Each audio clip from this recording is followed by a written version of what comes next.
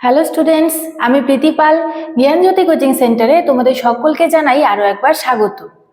তো আগের দিন আমি তোমাদের সঙ্গে আলোচনা করেছিলাম শিক্ষাশ্রয়ী সমাজতত্ত্ব সংজ্ঞা এবং শিক্ষাশ্রয়ী সমাজতত্ত্ব এবং শিক্ষা মধ্যে যে কি সম্পর্ক সেটা। তো আজকে আমি তোমাদের সঙ্গে আলোচনা করব নেচার অফ এডুকেশনাল সোশিওলজি। তো আলোচনা শুরু করার পূর্বে তোমাদের ছোট্ট একটা ইনফরমেশন দিয়ে রাখি। তোমরা যদি আমাদের জ্ঞানজ্যোতি কোচিং সেন্টারে অনলাইনে যুক্ত হতে চাও তাহলে বাদিকে দেওয়া কর্নারে দুটো নাম্বারের মধ্যে যে কোনো একটা নাম্বারের সঙ্গে যোগাযোগ করতে পারো। এটা আমাদের জ্ঞানজ্যোতি কোচিং সেন্টারের অফিসিয়াল হেল্পলাইন নাম্বার। তো দেরি না করে আলোচনা শুরু করছি।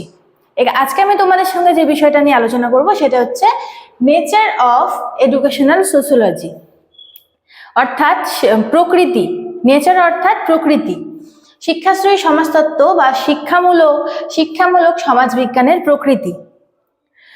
তো শিক্ষাশ্রয়ী সমাজতত্ত্ব হলো শিক্ষা ও সমাজের মধ্যে মিথস্ক্রিয়া অধ্যয়নের ক্ষেত্র, ঠিক আছে, যার দ্বারা সমাজ এবং শিক্ষা কিভাবে একে অপরের উপর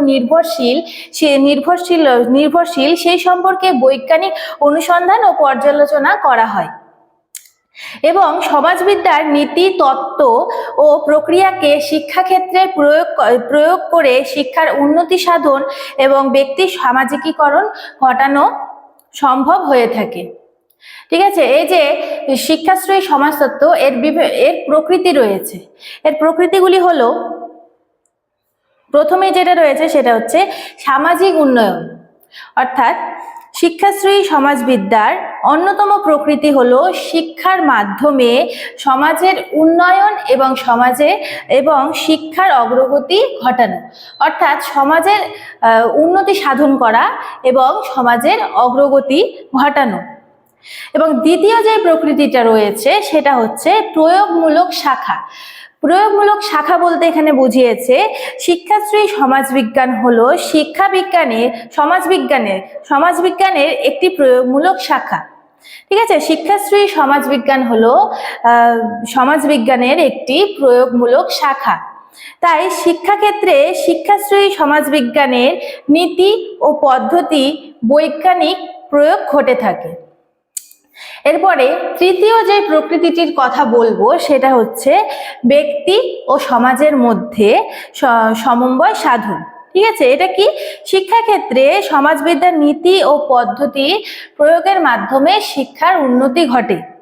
ঠিক আছে, এর মাধ্যমে ব্যক্তি ও সমাজের মধ্যে সঙ্গতিপূর্ণ সম্পর্ক এবং বা গভীর সম্পর্ক স্থাপিত হয়। ঠিক আছে, এরপরে যে প্রকৃতিটির কথা আমরা জানবো সেটা হচ্ছে শিক্ষা ও সমাজের সম্পর্ক। শিক্ষা ও সমাজের মধ্যে সম্পর্ক রয়েছে। শিক্ষা এবং সমাজ একে অপরের ওপর গভীরভাবে নির্ভরশীল। এক সময় মানুষের প্রয়োজনের তাগিদেই সমাজকে গঠন করা হয়েছিল, কিন্তু বর্তমান সমাজে শিক্ষিত ব্যক্তির সংস্পর্শে এসেই সমাজ আরো উন্নত হচ্ছে। সমাজের ভিতকে আরো শক্ত করে গড়ে তুলছে সেই শিক্ষিত ব্যক্তি। অর্থাৎ শিক্ষা এবং সমাজতত্ত্ব দুটি একে অপরের ওপর গভীরভাবে নির্ভরশীল এবং এদের মধ্যে গভীর এবং নিবিড় সম্পর্ক রয়েছে। এরপরে হচ্ছে সামাজিক প্রক্রিয়ার প্রয়োগ। শিক্ষাশ্রয়ী সমাজবিজ্ঞানের মাধ্যমে শিক্ষাক্ষেত্রে যথাযথভাবে সামাজিক প্রক্রিয়াগুলির প্রয়োগ করা হয়ে থাকে। অর্থাৎ সমাজতত্ত্বের যেসব প্রক্রিয়া বা বিভিন্ন পদ্ধতি রয়েছে সেই সব শিক্ষাক্ষেত্রে প্রয়োগ করে শিক্ষার উন্নতি ঘটানো হয়ে থাকে। তাই বলেছে এখানে সামাজিক প্রক্রিয়ার প্রয়োগ, অর্থাৎ শিক্ষাক্ষেত্রে সামাজিক প্রক্রিয়ার বিভিন্ন প্রয়োগ করা হয়ে থাকে। এরপরে রয়েছে বৈজ্ঞানিক নীতির প্রয়োগ।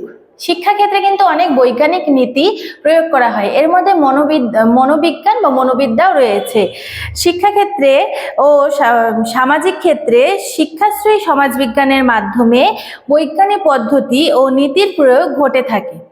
ফলে ব্যক্তি ও সমাজের মধ্যে সুসংহতিপূর্ণ সম্পর্কের উন্নয়ন ও অগ্রগতি ঘটে থাকে। তো আমরা যে প্রকৃতি নিয়ে জানলাম সেটা হচ্ছে, প্রথমেটা হচ্ছে সামাজিক উন্নয়ন, এটা একটা প্রকৃতি। ঠিক আছে, এরপরে প্রয়োগমূলক শাখা, তারপরে রয়েছে ব্যক্তি ও সমাজের মধ্যে সমন্বয় সাধন, এবং তারপরে হচ্ছে শিক্ষা ও সমাজের মধ্যে সম্পর্ক। তারপরে আমরা যেটা পড়লাম সেটা হচ্ছে সামাজিক প্রক্রিয়ার প্রয়োগ, অর্থাৎ শিক্ষাক্ষেত্রে সামাজিক প্রক্রিয়ার যে বিভিন্ন পদ্ধতি রয়েছে, সামাজিক পদ্ধতি, সেসব প্রয়োগ করার কথা আমরা জানলাম। এরপরে যেটা জানলাম সেটা হচ্ছে বৈজ্ঞানিক নীতি প্রয়োগ, অর্থাৎ শিক্ষাক্ষেত্রে বিভিন্ন বৈজ্ঞানিক নীতি প্রয়োগ করার কথা জানলাম। তো নেচার অফ এডুকেশন অর্থাৎ শিক্ষাশ্রয়ী সমাজতত্ত্বে যে প্রকৃতি রয়েছে সেই বিষয়ে আলোচনা আমার এটুকুই। দেখা হচ্ছে পরের কোনো ভিডিওতে। অতক্ষণ ভালো থাকো, সুস্থ থাকো, এবং ভিডিওটি ভালো লাগলে লাইক, কমেন্ট, শেয়ার অ্যান্ড সাবস্ক্রাইবের আশা রাখলাম। Thank you.